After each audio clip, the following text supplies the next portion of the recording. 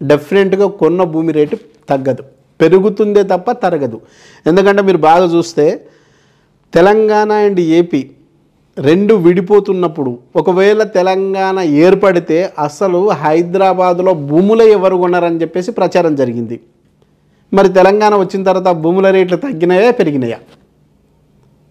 అట్లాగే నోట్ల రద్దు అవుతున్నప్పుడు కూడా ఇంకా నోట్ల రద్దు అయింది కదా, అసలు ఇంకా భూములను ఎవ్వరు కొనరని చెప్పారు. తగ్గిందా పెరిగిందా? ఇంకా కరోనా టైంలో అయితే ఇక బతుకుంటే చాలా అనవసరంగా భూములు కొనడం ఇవన్నీ వేస్ట్ అన్నారు.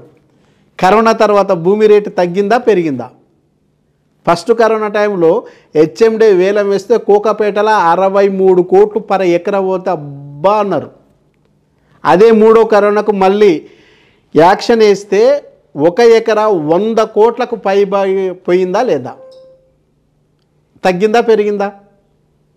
ఎప్పుడైనా ప్రపంచ జనాభా పెరుగుతుంది, పెరుగుతున్న జనాభాకు అనుగుణంగా భూమి పెరగదు, ఇంకా తగ్గుతుంది. ఎందుకంటే సముద్ర మార్గాలు పెరిగితే భూమి తగ్గుతుంది. తగ్గే భూమికి పెరుగుతున్న జనాభాకు డీకోడింగ్ చేస్తే సప్లై అనేది తక్కువవుతుంది.